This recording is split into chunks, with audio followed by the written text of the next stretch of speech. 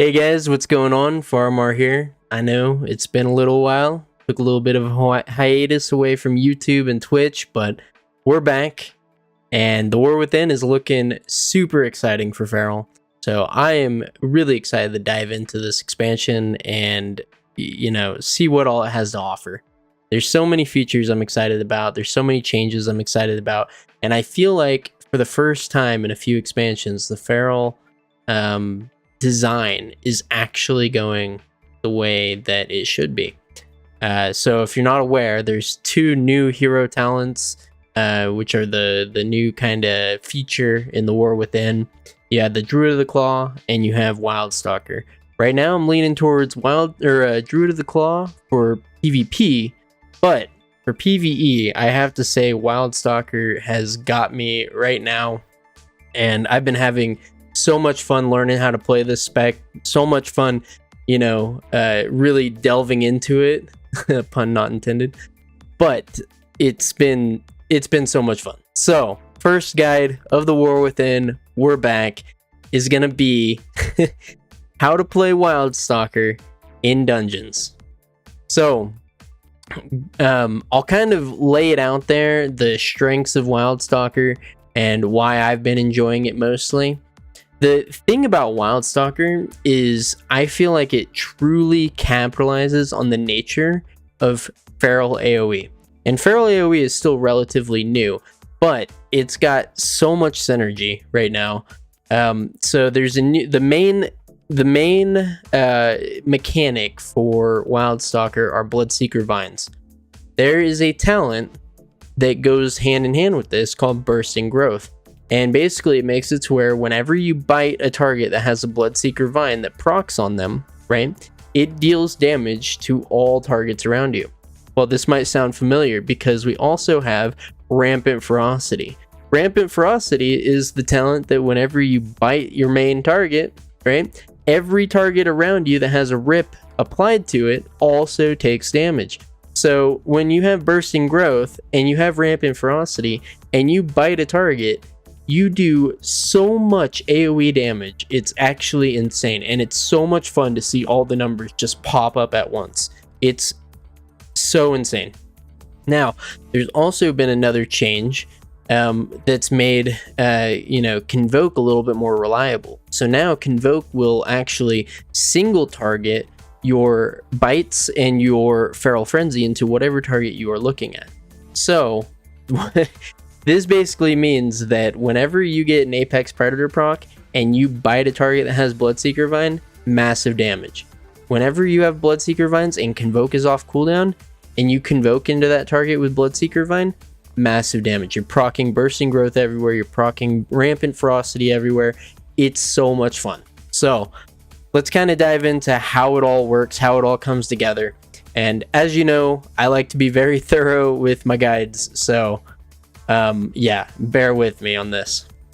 So the talents currently that are recommended are going to be, we'll kind of walk down through this. We'll start with the Wildstalker talents, and then I'll kind of talk about the key talents over on the Feral side that kind of help really support this playstyle. So first off, on the Wildstalker side, you have Bond with Nature and you have Harmonious Constitution. Now, Harmonious Constitution is a great talent for PvP. In PvE, however, in Mythic Plus, we aren't taking Predatory Swiftness, so we aren't proccing instant regrowths. So hands down, Bond with Nature is the way to go here on this choice node. So don't even think about Harmonious Constitution. Predatory Swiftness is gone. Well, it's not gone, but we aren't using it right now in dungeons. And so, yeah. All right, next up is going to be Flower Walk and Entangling Vortex. Both these are really cool abilities. Entangling Vortex gives you a little bit more utility on your Ursul's Vortex, but right now we're using mostly Mass Entanglement. You can use Vortex though, if you choose. I don't think that either is wrong. I would not take Vortex for Entangling Vortex though, because essentially Entangling Vortex is a way to turn your Vortex into a Mass Entanglement. Right now, Flower Walk kind of takes the cake with this one because, and let me go ahead and lower the camera Let me scoot this camera down here so that you guys can kind of see this a little bit better. So Flower Walk, essentially whenever you bark skin, you're going to get passive healing that affects you and allies that walk in your path, right? And it also will increase your movement speed by 10%. So it's pretty cool. At the end of a dungeon, it's not the most healing, but it is pretty meaningful healing. Like if you look at the meters, it does do a fair amount of healing. So definitely recommended, just to kind of give you a little bit more support and utility with your team. And yeah. All right, the next node. All right, and this is where we get into the juicy stuff with Wildstalker. So truly a decision here. You have Twin Sprouts and you have Implant. Twin Sprouts is the most optimal talent here. Implant, not a bad talent though. Essentially, Twin Sprouts gives you a chance to proc more Bloodseeker Vines, which leads to more damage, right? And then Implant allows you to time your Bloodseeker Vines with your Tiger's Fury, right? So around your Tiger's Fury 15-second window, right? When you go into the Tiger's Fury, proc an Implant or proc a Bloodseeker Vine on your next single target ability, or when Tiger's Fury fades, you proc a Bloodseeker Vine on the target that you single target. So both are good, and I'll kind of talk about these a little bit more later in the guide. I have some tips and tricks on how to kind of get in the swing of Wildstalker, so I'll give it a little bit more attention a little bit later on. But right now, Twin Sprouts is the way to go on these on this choice node if you want the most optimal damage. All right, next we have, and this one's fun too, Root Network and Resilient Flourishing. Okay, so Root Network basically is a flat damage buff for every Bloodseeker Vine that you have up, right? Paired with the previous one that we talked about, Twin Sprouts, right? You're procking, you have a chance, 20% chance to proc an additional Bloodseeker Vine, which is 2% more flat damage, right? And since they proc off of your rips, they proc off of your rakes, and you've got rips and you've got rakes everywhere, right? You can proc a lot of Bloodseeker Vines. Root Network can get really out of hand, and you will get a huge damage buff from this. The better you get with it and the more you time it, it's kind of insane, because the bigger pools and the longer the pools, Root Network truly takes the cake on this choice node. Now, Resilient Flourishing also has a place in this choice node, right? It basically extends the duration of your Bloodseeker Vines by 2 seconds, which isn't a lot, but I mean, you know, 2 seconds on 4 seconds, that's like, you know, like what, a 30% increase or whatever. I don't want to do math live right now, but it's a lot, right? So then it also, whenever the Bloodseeker Vine target dies, right, it will actually spread to another target. So you're never wasting any of your Bloodseeker Vines. So it's got a fair amount of utility to it.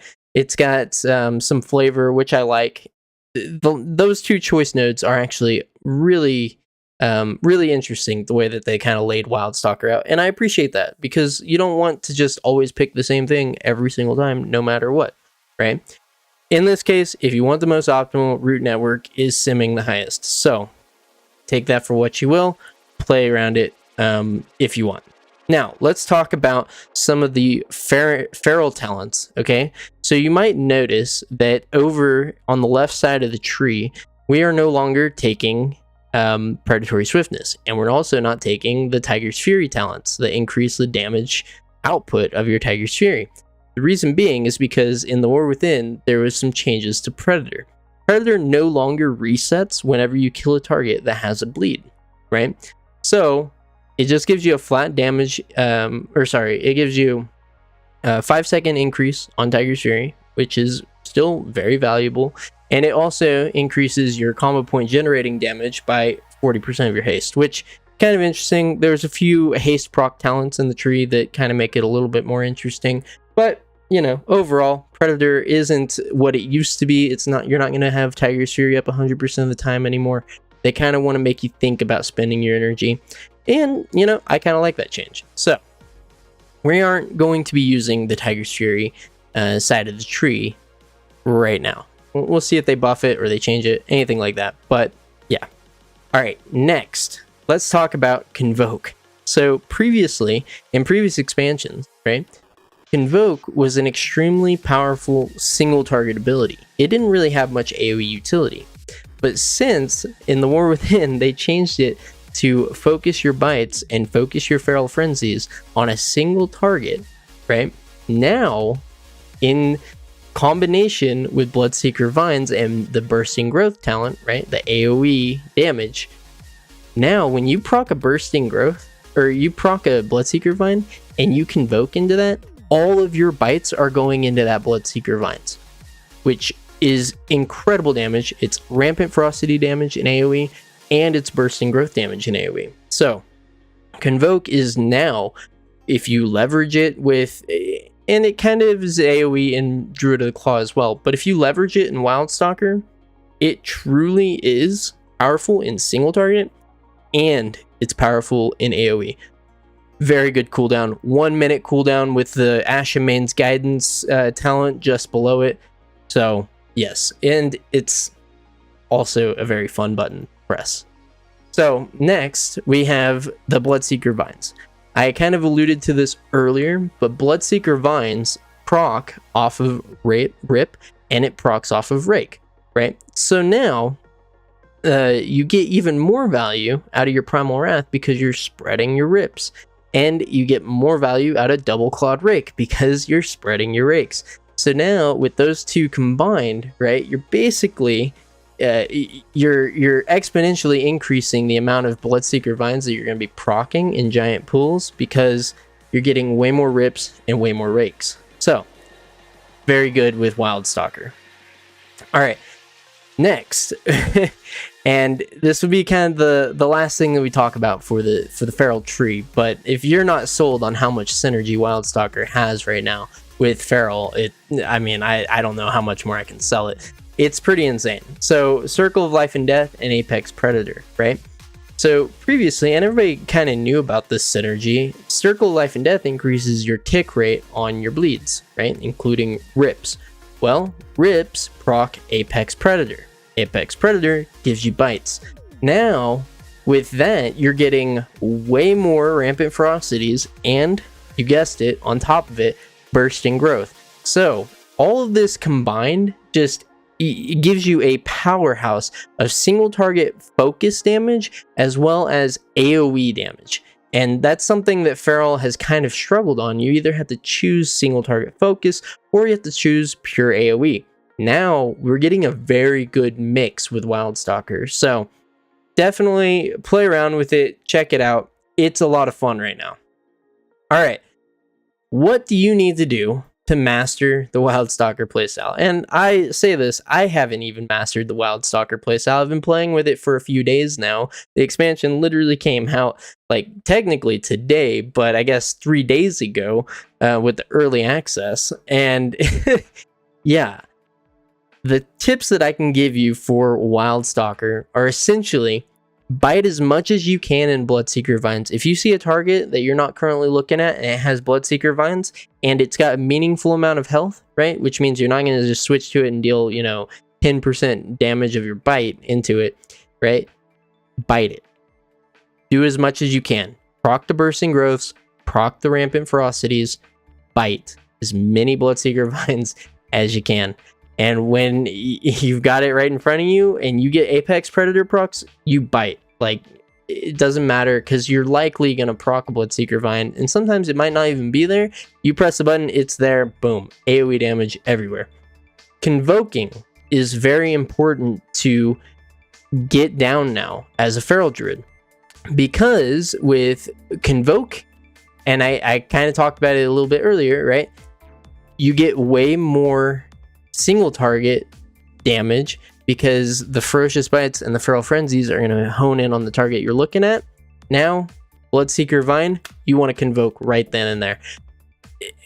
As long as I take that back, and there's a little bit of a nuance to it, right? You want to make sure you have Rips up, right? Because you want to be proccing your Rampant Ferocities as well, right? Bursting Growth isn't the only thing that you want to deal damage with. But if you're maintaining your bleeds and you see a Bloodseeker Vine and your Convoke is coming off of cooldown, you better be ready to react with that ability because that's going to be a huge burst of AoE damage. Now, there is kind of a trick to it all, because now we're not spamming Tiger's Fury, we're not using Convoke on cooldown anymore, and Berserk is a 2-minute cooldown. So what do? Well, it's kind of a balancing act between knowing when you can Tiger's Fury, right? Knowing when your Berserk is going to be ready, right? Because you ideally want Berserk bosses, right? During fortified weeks and things like that, right? The mobs that you pull, you might have time to squeeze a Berserk in there, right? Time that with your 1-minute Convoke, and you're dealing, 15% of the Tiger's Fury damage. You're doing, 24% more bite damage, because there's so many multipliers right now with Feral Druid damage. You're going to be doing a ton of damage when you have Tiger's Fury, Berserk, and Convoke, especially on top of a Bloodseeker Vine. You're going to have to kind of balance it. Know when your Convoke window is, usable versus when you need to hold it for your next Berserk window, and kind of vice versa with Tiger's Fury as well. So it's a balancing act. You'll get used to it. Definitely worth, testing out and playing with it though. All right. Next, let's talk about the rotation. So the opener hasn't really changed a whole lot, right? So we have, essentially, you're going to open with your Rake, right, from stealth. And also in Wildstalker, there's passive talent that increases your crit damage on your openers from stealth, which is really nice. So you're going to open with your Rake, then you're going to pop your Thrash, right? Get your Thrash rolling on all the targets around you. Pop a Brutal Slash, maybe 2 Brutal Slashes, right? Because you want to get your combo points up. Then Tiger's Fury and Primal Wrath. Get those empowered rips up. Okay, now you're going to be cooking with some fire, right? You're cooking with gas. And you want to, as soon as you see those Bloodseeker Vines start popping off, you're going to Convoke, right? You're just going to maintain these bleeds and Convoke whenever you see a Bloodseeker Vine, okay? Talking about maintenance, right? You want to maintain your rips via Primal Wrath in an AoE situation, maintain your Thrashes, and maintain your Rakes as best as you can. Rake is, it still only applies to 2 targets, so it's kind of, you just got to feel for it, right? If you feel like you're flying meaningful Rakes, then keep doing that. If you feel like, maybe targets are dying, maybe it's not worth pressing Rake, right? When do you want a Primal Wrath? Primal Wrath is most optimal when there is, I want to say it's 7 to 8 targets. I think 8 or more is the recommended for Primal Wrath, and that's the threshold in which Primal Wrath will actually do more upfront damage than a Ferocious Bite.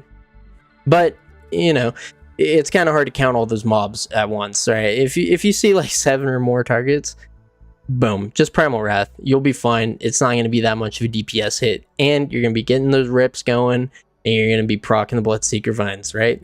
Next, reaction times, right? When you see Bloodseeker Vines proc, when you see Apex Predator proc, you need to bite, okay?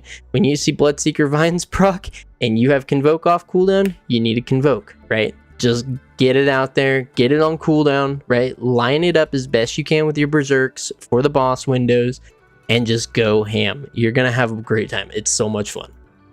Last but not least, what do you do if you're low energy? Because now Ferals don't have an infinite amount of energy, right? So the threshold essentially for Tiger's Fury is if you're below 50 energy. If you're around the 50 energy mark, if you're below 50 energy, get your Tiger's Fury up, right?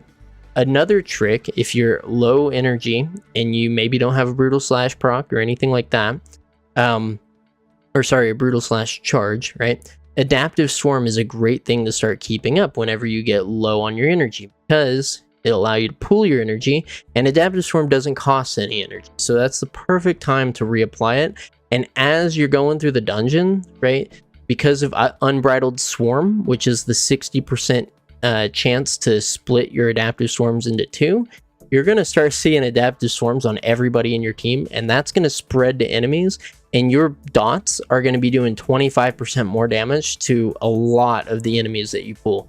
So definitely worth keeping your Adaptive Swarms rolling. Keep your rips with your Primal Wraths, keep your Thrash, keep your Rakes going.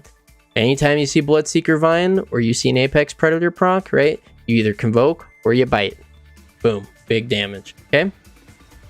Now, getting into Wildstalker is a little bit challenging. It's kind of weird, right? Because Feral has always been kind of pre-planned and you don't really react to things. But now with Bloodseeker Vines, you do. So with Bloodseeker Vines, you're going to need to react with your Convokes, and you need to react with your bites, right? So that you can really capitalize on the bursting growth damage. Now, what can you do to kind of ease that up, right? I recommend starting with Implant and Resilient Flourishing. The reason I recommend these is because Implant allows you to time your Bloodseeker Vines with your Tiger's Fury, which gives you a little bit more of that pre-planned control that I was talking about, right? Feral's always kind of got this like rotation down. There's not much reaction. There's not much, variance. Implant kind of sticks true to that, and it'll give you the control and the empowerment to really proc your Bloodseeker Vines when you truly need them or truly want them, right? Resilient Flourishing gives you a little bit more of a leeway, right, for your reaction times, because it's extending the duration of your Bloodseeker Vines. It also keeps them alive a little bit longer if you kill the target that you're on. Maybe you're in lower dungeons, right? You might not be in M10s or M15s, right? You might be in M2s, M3s, M4s. Targets are going to die much faster. Resilient Flourishing gets a little bit more value in the lower dungeons than it does in the higher dungeons. So, definitely worth considering. Then, once you've kind of got that down, right, you can kind of move over into Twin Sprouts. You can move over into Root Network, and that's truly going to optimize your damage, right? Once you've got it down to where you can react to things, or react to Bloodseeker Vines, and you have a feel for Wildstalker, right? And you've got a feel for your reaction times on those, right? Then you can truly optimize by switching over to Twin Sprouts, switching over to Root Network. These are great choice nodes, and honestly, I think Blizzard did great with these two choice nodes in particular. I think that they're meaningful, and I think that they're both, newer player friendly, and they're also very good for advanced players, right? So, anyway, I know, I'm out of breath. I do all these freaking videos in one breath anymore. I should probably learn some video editing, which if you haven't seen my PvP montages, I actually haven't messed around with a little bit of video editing, and my first spin on this video was actually with a lot of video editing. It just didn't, I don't know. I haven't got it down yet, and I'm trying to kind of get that feel, but I feel like I have more energy when I'm ready to just talk about Feral, and I'm just passionate about it, So, anyways, I hope you guys enjoyed the video. In case you don't know me, or you don't remember me, right? It's been a while. I do stream on Twitch. You can find me at twitch.tv/Faramar. If you're looking for a friendly community, if you're looking for a non-toxic community, and you want to just come and chat, you want to come and just hang out, you are more than welcome. If you're wanting to come and ask questions about Feral Druid, more than welcome. We are a community that truly wants to see fellow Ferals succeed. So, if you want to be a part of that, you are more than welcome. Thank you guys for watching my video, and if you wouldn't mind dropping a like, maybe a subscribe to the YouTube channel, I would appreciate it. Thank you guys so much, and I hope you guys enjoyed the video. Peace.